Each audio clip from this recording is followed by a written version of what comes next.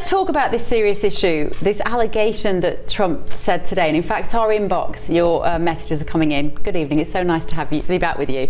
Saying that actually Sadiq Khan Trump didn't expressly say that Sadiq Khan wants Sharia law in the UK. He sort of suggested they would like it, and it's suggesting that maybe there are Muslim communities in the UK that would like Sharia law. Was that, should we have a quick look? Because we know what he thinks about Sadiq Khan anyway. Let's have a quick look. When I had a chat to Trump on Air Force One the other day, this is what he told me about Sadiq Khan. Events in England, a state visit, spectacular. Right. And yet the Mayor of London can't be there.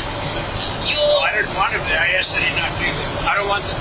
I think the Mayor of London, Khan, is among the worst mayors in the world. And we have some bad ones. If you look at Chicago, but I think he's the equivalent of the mayor of Chicago. I think he's done a terrible job. Crime in London is through the roof. The mayor of London, Mayor Khan, has done a terrible job. And on immigration, he's a disaster. Now, I asked that he not be there. He wanted to be there, as I understand. I didn't want him. I've not liked him for a long time. I just think, I have a certain pride in London and UK. My mother was born in Scotland, as you know. And when I see Mayor Khan do a bad job, the stabbings and the dirt and the filth, it's not the same. No, I didn't want him there.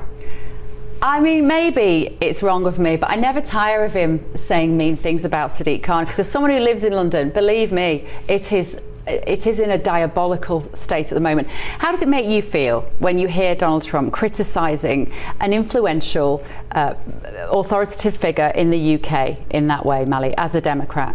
Well, I would say this. It's not surprising, because that's how he talks, period. It's how he talks to leaders in the US. It's how he talks to leaders abroad.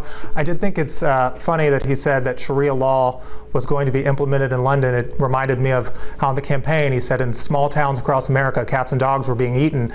I think it's a little hyperbolic, but it's not surprising that that's the kind of language you'd use. Well, he's pointing to a reality, and GB News has covered this out of Dearborn, Michigan, which is that immigration changes communities. It changes entire countries. I don't think that the UK is going to implement Sharia law, but the point generally stands that you bring in people who have certain value systems. If we were to just accept British folks and just a ton of Brits into the United States, we would have a culture that steers away from unfettered free speech and the Second Amendment. That is what we would get if we just brought in Brits. You'd all be drinking tea and reading the newspapers. No more coffee and sugar. Walking around in bowler hats. Spicy. No, but there is a serious point in there, isn't it? What is a country's identity? Is it the geography, or is it the people in that country? And actually, if you change too many of the people, does it still remain the same country? Well, and I think too, in President Trump and President Obama, you see kind of this crystallization of different views of thoughts there. You have President Trump, especially voiced by his Vice President J.D. Vance, who tries to intellectualize everything he does, have this blood and soil nationalism, talking about how the country is a place, it's a physical place. Well, you have Obama that talked about, the country is an ideal, it's idealism, it's your values, and if you accept those values, you can become a U.S. citizen. You don't need borders for that? I think you need borders, but I think it's a little bit of both. Okay. Hello, I'm Bev Turner. Now, it can feel like the money in our bank accounts at the moment does not keep up with the cost of living, and maybe there's a solution. I'm here today with the CEO of TallyMoney, Cameron Parry. Cameron, what is TallyMoney? Well, Bev, with TallyMoney, you get a current account and a debit card, but instead of pounds, you use milligrams of gold as your everyday money. So why gold? Gold traditionally is a great store of value. It has, on average, gone up at over 11% per annum for the last 25 years against the pound. It's tripled in value in the last decade. And in the last 2 years alone, it's increased by 50% against the pound. Banks' savings products just can't compete with that level of growth.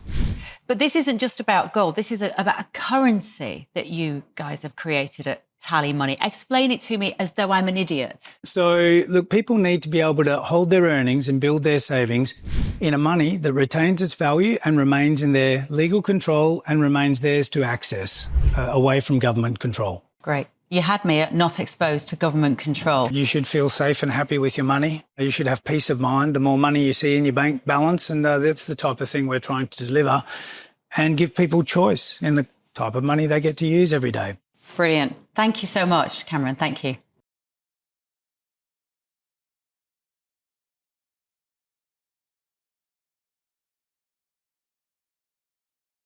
Prisons are filled with so-called asylum seekers who repaid kindness, and that's what they did. They repaid kindness with crime.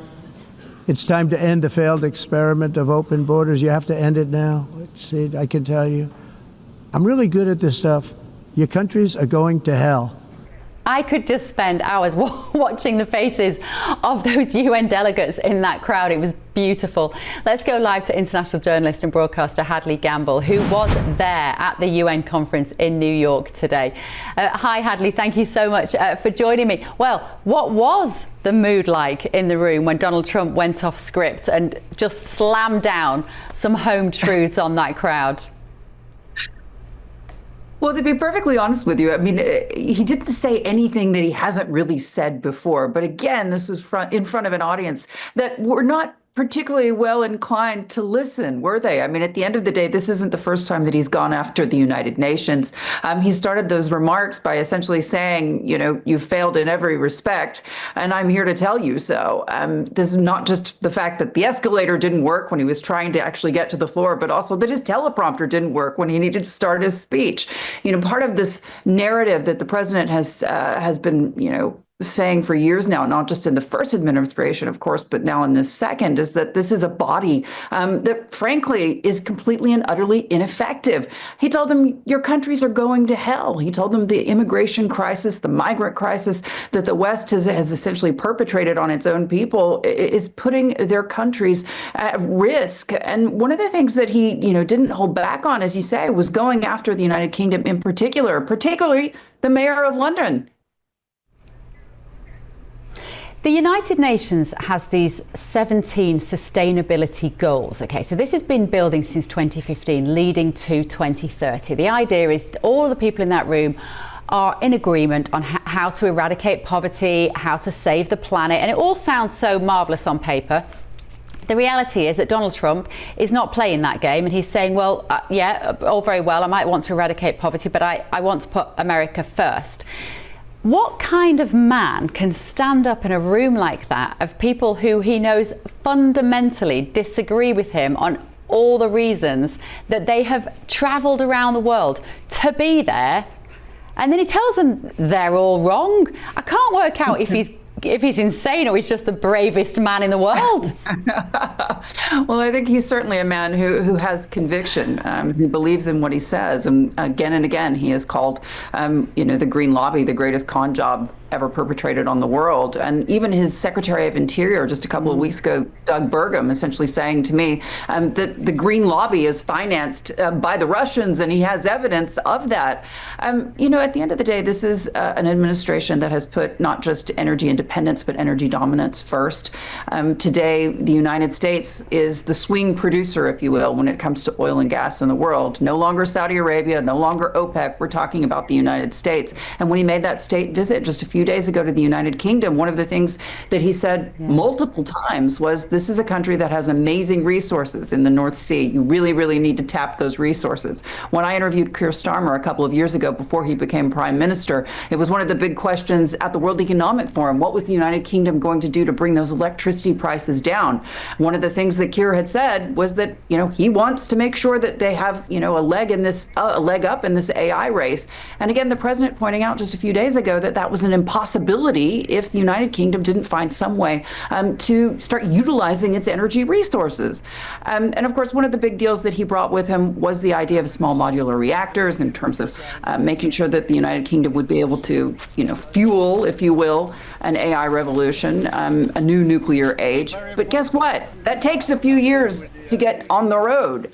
And until that point, he's urging the prime minister again and again to, you know, scrap these energy policies that make absolutely no sense, and get on with the job, which is to provide the country with some means to have an industrial base. But it seems as if, as usual, the United Kingdom seem to be listening. So just lastly then, Hadley, with you having been there, did he change the minds, do you think, of anybody in that room? Do you think they sat there and thought, oh, maybe he's got a point on net zero, maybe I will go home and change our international or a national policy? Well, it's very interesting, isn't it? Because if you are sitting in Western capitals outside the United States, certainly in Europe, politicians have been buying in to this narrative of climate change and green energy and, what the president calls, the windmills and the solar panels for so long now. It would be a bit difficult for them now to turn tail back to their population to say, guess what, guys, we've lied. We haven't been telling you the truth, and that stuff doesn't actually work. And if we're going to figure out how to rebuild our economies without U.S. assistance, we're going to have to do this immediately and bring back things that nobody wants to hear anything about. And we're talking, of course, about nuclear, about coal and other things. Whether or not he changed any minds or hearts, probably not, but he certainly spoke to a growing number of people, not just, of course, in the United States, the people who elected him, but globally, who are worried about the future of their economies and are starting to recognize that whatever they have been sold by these Western politicians is a big fat lie. Hadley Gamble, lovely to talk to you. Thank you so much. Join me again, international journalist and broadcaster who was there in New York City today at that UN conference. Now let's also get the take of former state representative